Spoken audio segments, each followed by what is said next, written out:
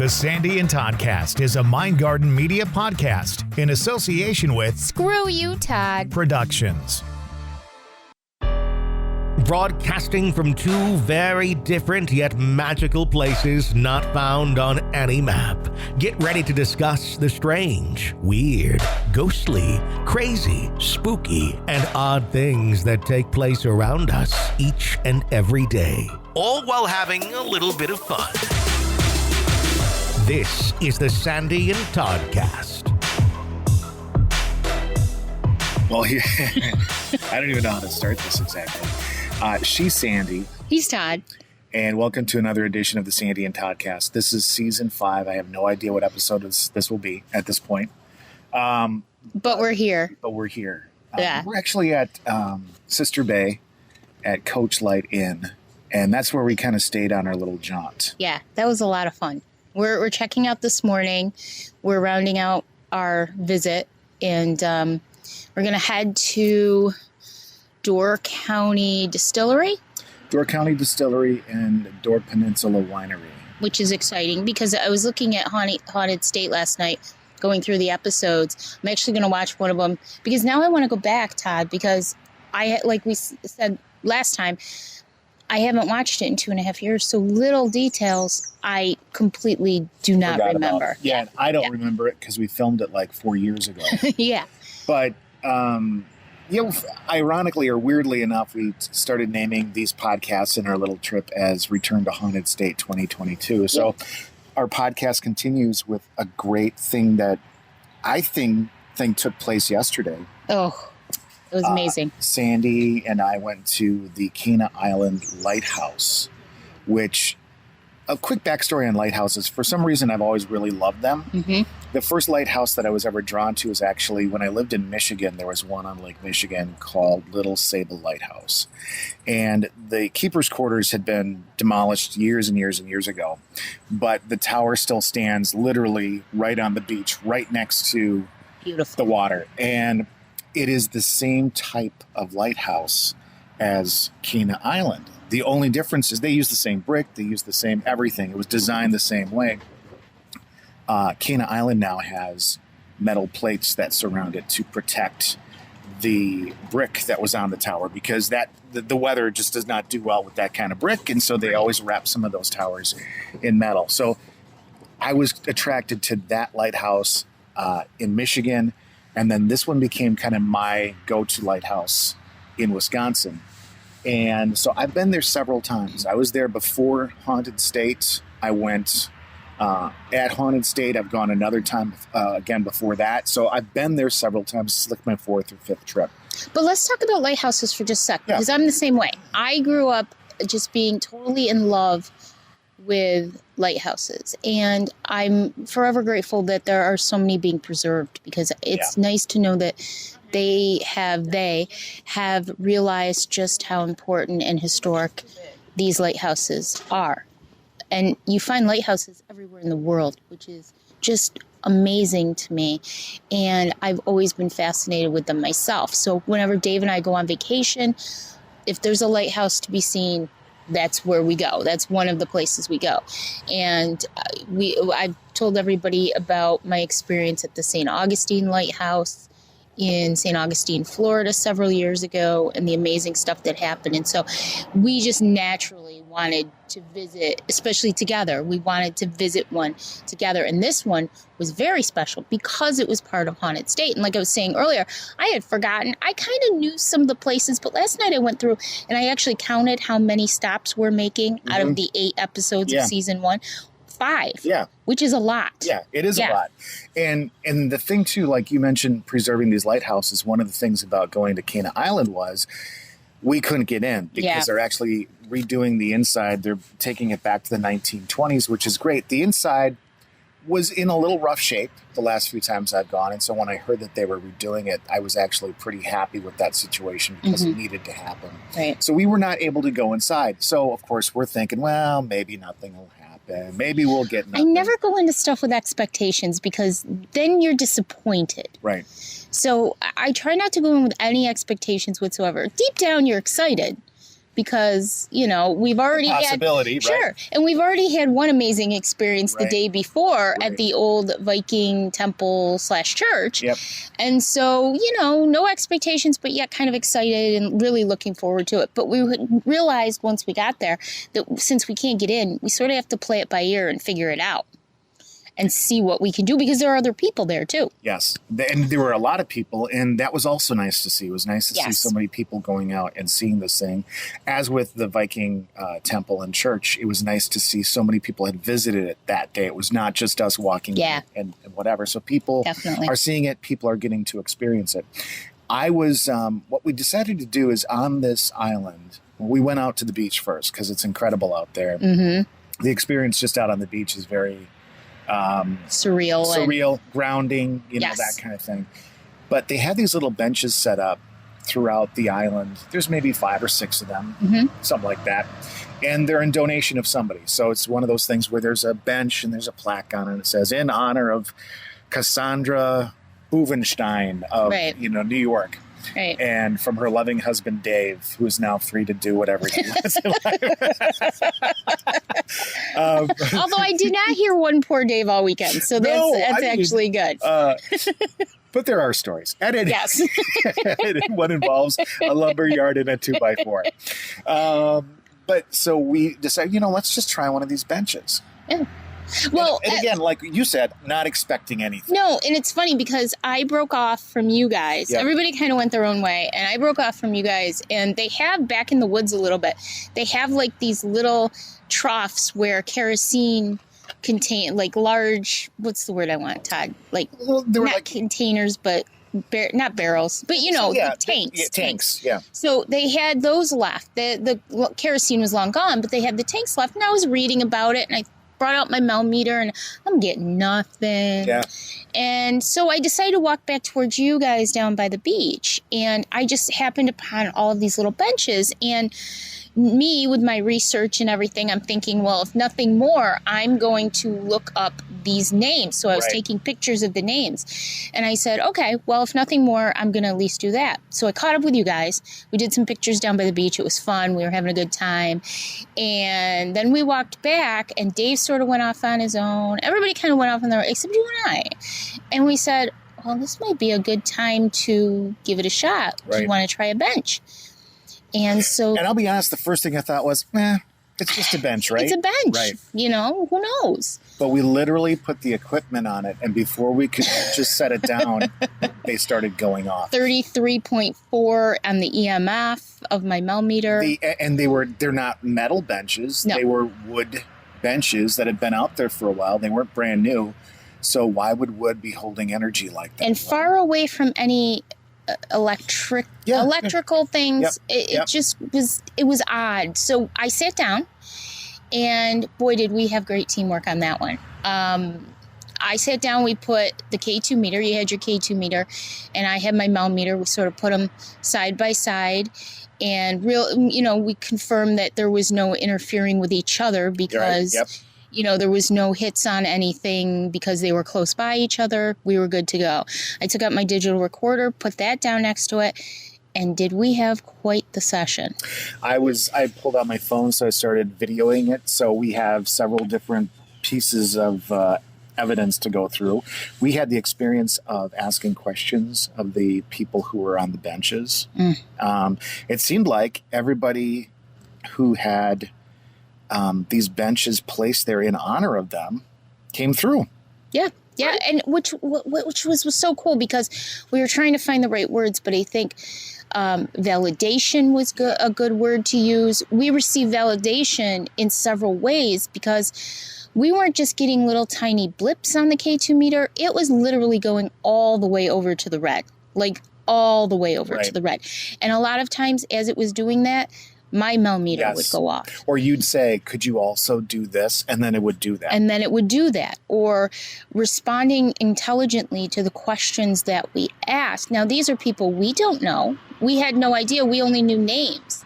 So at one point, it was really cool because I said, well, if you have a message that you'd like to send to your loved ones, could you please give us their names? We have the ability to look for them.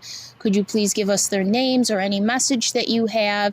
You can just speak into this little box down here, because you have to be that's a good point that we talk about a lot, is when you're investigating, you have to kind of dumb it down, because you don't know what year or years or time stamps that you're actually dealing with. Right. So to say, can you talk into this digital recorder to somebody from the 40s, they're not going to know at all what you're talking about. So you dumb it down. And we don't even know. Are they still existing in that time frame at that moment right there? We don't know. You know, are they visiting us in our time frame? Right. Who knows? So I said you could just talk as loudly as possible into this little box that I have here, and we'll be able to forward a message. And it was so cool, because all of a sudden, we laughed about it yesterday.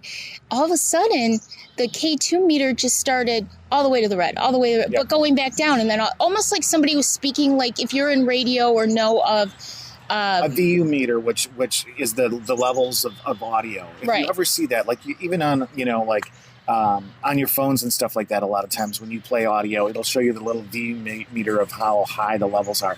That's what was going on with the K2. Like someone speaking. Right, exactly. So, we kind of wrapped it up. And then these were short sessions. They were like 4 or 5 minutes. We didn't prolong it. We weren't asking them to say our names. We weren't asking them to turn on lights. We didn't even really tell them, could you please make this light up? We did that a couple of times. But more often, we were just asking questions about it. Explaining what their actions would do for us. Correct. But not saying, hey, could you, jump through a hoop for And us? we learned a lot about that. I think we've evolved a lot, and we talk about kindred spirits a lot, but we've learned a lot from their show as to not to be pushy or demanding, to actually go in with a lot of honor and respect. Yeah. And I will say this, it really worked. And because we're in 2 different states, we don't get to investigate often. So the fact that it really worked for us so well is a testament to that show, but it's a testament to us, because obviously our chemistry and the way we work together was absolutely phenomenal. And I'm very proud of that. And again, it happened immediately. And a lot of times when you investigate, you kind of go in, and it takes a while for things to kind of ramp up and get going. And that was not the case. So we wrapped it up after 4 or 5 minutes. Mm-hmm. What should we do? Well, there's another bench over there. Should we check it out? Well, why not? Well, guess what? Same damn thing. Yeah, which was so cool. And the interesting thing was, we didn't do the 3rd bench, because then we sort of got interested in the old oil building. There's a little round octagon shaped oil building. We went in there, and I did get a hit of about 133, which is very odd. And so that had to be explained away somehow. We don't know enough about the setup, electricity setup, or anything there at that. But it was one major spike. But I just don't think, otherwise we didn't get anything in there. But we really didn't stick around. There were other people around. We thought, we'll move on. Yeah, so we kind of moved on to an old shed. And right now, inside the shed are a lot of the old tools and stuff that were still laying around from the property, and old boxes. Back in the day, they would have crates of canned goods and stuff like that. A lot of tools. Tools and old crates and stuff like that. And there was nothing in there. I thought for sure with stuff like that, there would be something. There was nothing. And this is an important point to make too, that as I'm walking the island, I'm picking up energy. So I know that there's a lot of residual energy, which is to be expected. Not a heavy residual energy, as far as it wasn't any negative or darkness or anything. Right. It was a very positive residual energy, which if we had been in the house may have been a different story. Correct. So, but I'm not picking up on anything like that. And we used the shed sort of as we were looking for a good term, as our control in the situation, because we had so much activity, we had to think about it. Is this just going on all over the thing? Are we really getting hits, or is there something going on? It was dead. No pun intended. There was nothing in the shed at all. I walked around to all the equipment, put my K2 up to it, walked up to any electrical sources that would be there. There was nothing. I literally put my millimeter down on tools, down on everything. What was interesting, too, is outside the back of the shed, there had been a shipwreck. in the 1920s, I believe, 1928, and they still had some of the pieces of the ship against this big stone wall in the back. And so I did put it down. There was a little bit, that was residual energy, I'm sure. There was a little bit of activity there, but absolutely nothing in that shed. And I was so glad that that happened because it helped us to kind of determine what was going on and where and how. It made us realize, too, that our equipment wasn't faulty. It wasn't, just some sort of weird thing going on. And to know that there was no feelings from me and the fact that there was nothing scientific going on, it was perfect. So then, perhaps the most interesting part of our visit. Yeah, there was I believe it was made out of limestone because it's all limestone there, but a limestone fence kind of surrounds the property and kind of comes around to that shed area. And that was where the wreckage was leaning up against the fence. And to be honest, I didn't investigate the fence so much or the wreckage because there was so much sunshine there. It was hard to see our equipment really well. Yeah. So we went on the backside where there was a little bit of shade. And I just put my K2 there and you put your millimeter there and we put the recorder out or whatever. And something that happened in Haunted State, the series, on our episode at the island, kind of stood out to me. And I've never really thought about it till our trip. And what happened was, and I don't want to give too much away because, as I always say, Michael Brown will sue me. But one of the members of our crew actually had a family member come through to them. Yeah. Now, that family member did not have anything to do with the island other than the island and the lighthouse were important to their family, just as the island and lighthouse have been important to me. And so I thought, well, maybe we should just ask if there's anybody in our families that wanted to come through. And it's important, I think, to mention, too, that we also discussed this after the fact yesterday, that I think that I truly believe that free spirits, and I do believe there are spirits who are bound to certain areas for certain reasons, but I do believe that there are free spirits, meaning they can travel. They're not bound to anything. If you think about them and you open yourself up to them, they're there for you. They're not with you constantly, and that may be a case here and there, but I don't believe that most of them are there with you constantly. I believe that they're there when you need them, when you invite them, when you're open to them, when you're at peace, when you're in a good place. That's when they'll come through. When you bring them to your mind. Yes. Yeah. Agreed. And so I guess I kind of did that because as we were standing there, I asked if my mom was with us. Mm-hmm. And again, like before, nothing was really going on in the meters. Yep. And all of a sudden when I said that, boom. It just immediately. And intelligently. Yes, because I was asking questions about Sandy. We'll share videos with you guys. You'll see what he's talking about. You'll see all these. We'll put all these up for you because it was really just, and we wanted to document this trip in some way, and I think we documented it the best way we could, which is not flashy. It's very much like an investigation where there's some video and audio and that kind of stuff. But yeah, I really believe I communicated with my mom yesterday. Yeah, and it was interesting too because when I say intelligence, I mean not responding to something that would be a no, responding to something that would be a yes. Yep. And everybody says, well, she's always with you. She's always visiting. And the one thing I said yesterday is, maybe you said it. Do you visit him often? Or I said it or something. No response. Yeah. And I said, because you don't need to, right? Because you know I'm okay. Mm-hmm. Huge response. Exactly. And I think you had a couple of years ago, you had a situation where she did visit you. Where were you? A cemetery? I was at a shrine. Catholic shrine. Correct. Yeah. And you had an experience and you were in a place where you may have needed her. Yep.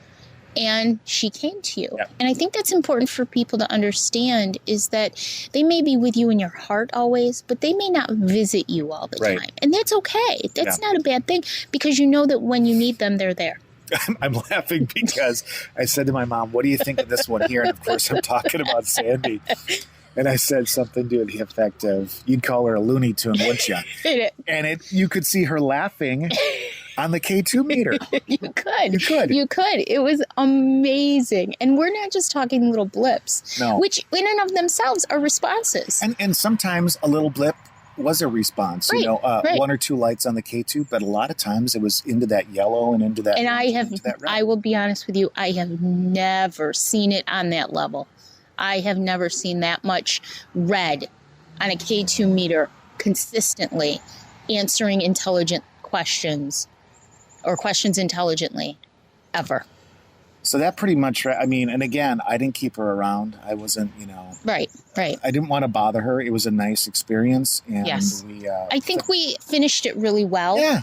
And closed it really well. Yep. And, you know, and I told her, I said, one of my big regrets is I never got to meet her because you talk about her a lot, just like you talk about your dad. You talk about them a lot and in a great way, in a very at peace way. I did notice when I brought up the spots on the faucet, she didn't respond. Because what I did was I asked Mom to haunt the hell out of Sandy. I said, remember when people would leave spots on the faucet and you'd lose your shit? No response.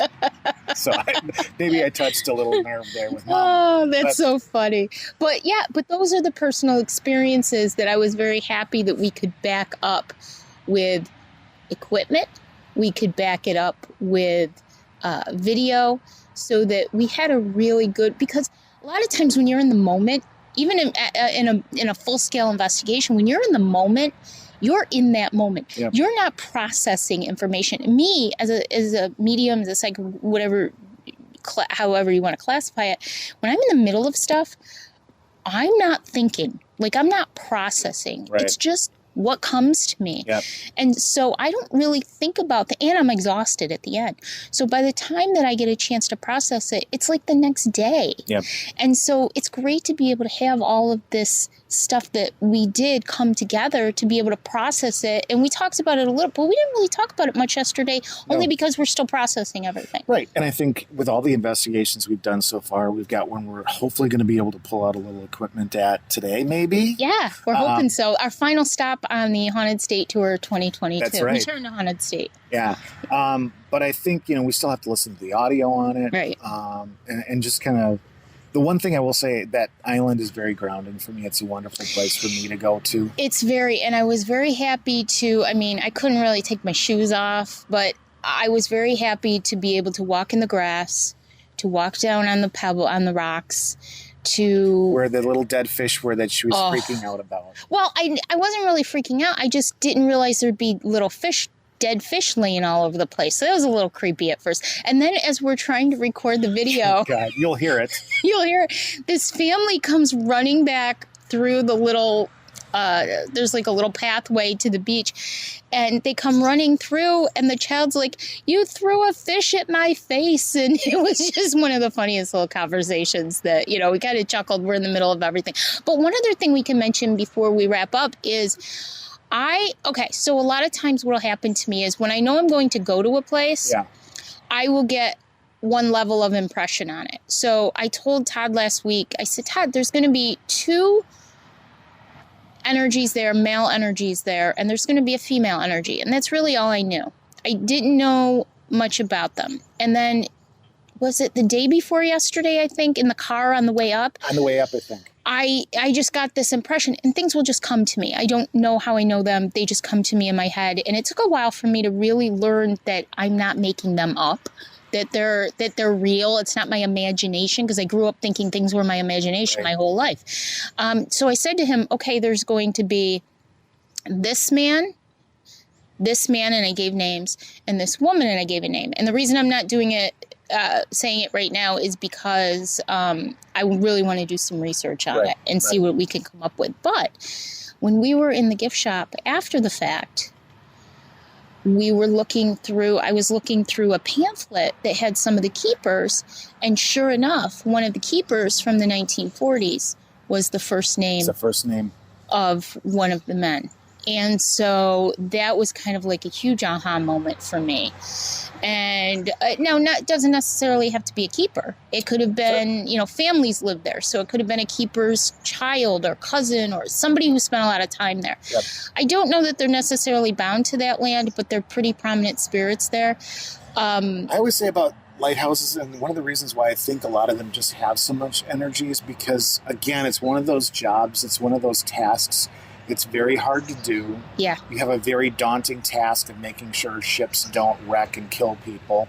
It's very hard life. Very isolating. Very isolated. And so families, would be out there months on end. In the winter, you might be able to get off the island. Maybe in the summer you couldn't get off without a boat or whatever. I mean, that's why I think people are kind of held there too. And I think too, the fact that we couldn't get inside, I think if we had gone inside, those energies would have really hit me. Like I couldn't really feel them when we were there, but I think if we had been able, I think a lot of it hinged on, so, maybe someday in the future when we're out here, we actually do go back and we actually do get to go in there. I was just grateful that they're doing all they can to preserve it. But I really feel like they're there. So we'll see. That's a to be continued kind of story, because I really feel like we nailed down one name, but we have two more. So we'll have to see what we can come up with. And it doesn't even have to be somebody who was a keeper or the keeper's family. It could have been a volunteer on the land. Could have been somebody who died in a wreck outside that area, whatever. Yep. So very interesting. It was very emotional for me. I kind of, as we bounced back to the shore, I was a little bit emotional just because we had some very personal experiences. Yeah. I was really grateful that we got to share them together. Because we don't get to share things like that often. So when we do get together, we have that chance. It's really nice. And we had literally 4 amazing sessions together this weekend, which was really great. And now we'll see what happens today. Yeah. One last stop. And then Dave and I head back to Chicago after the craziness that ensued trying to get out here on Wednesday night. Hopefully it's not that way getting back for you. No, this one is a little bit less stressful. So we'll be getting back. We'll see what happens. We're actually recording this for this episode on Sunday when our first trip episode comes out. Correct. And so we'll see. We'll give everybody some follow-ups and see what happens. But make sure that you watch for our videos. Yeah. And some of our pictures. Yeah. And it should be really exciting. But that was fantastic. And I was so happy that we got to do that. And nothing but laughs on this vacation. We had such a good time. And probably too many. Too many laughs. Too many laughs and, just goofiness. Too much cheese. There was a lot of cheese. Okay, so I tried chocolate cheese fudge. Yeah. Which was absolutely delicious. Never thought I'd put chocolate and cheese together in a fudge, but absolutely delicious. So that was good. And we got all fat and sassy and so we had a great time. So I want to say I'm very grateful for you. I love you very much. Love you too. We got one more episode to do. So we're going to follow up with another one. So we'll be going to the winery and distillery today and see what we get there. So it should be exciting. I hope there's not a lot of people so you can pull out the equipment. I know. All right. Well, let's do our spiel. Okay, we're going to insert our spiel here.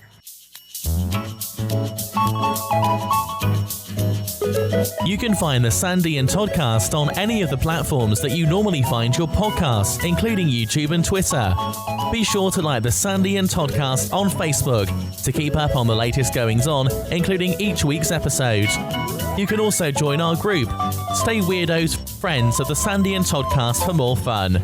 Stay Weirdos is a safe place to share your thoughts, feelings, ideas, and random inappropriate memes without judgment. Sandy and Todd also have a podcast called the Empathecary Podcast. It's for empaths, by empaths. And if you know an empath, you might want to listen too. Find and like the page on Facebook. And finally, if you're thinking about starting your own podcast and just aren't sure where to start, Sandy and Todd can also help with that too. Mindgarden Media is their latest project where the dynamic duo can guide you every step of the way in your podcasting journey. Editing, producing, and consulting is what they do. Like Mindgarden Media on Facebook or email them at themindgardenmedia@gmail.com. And as always, thanks for staying weird.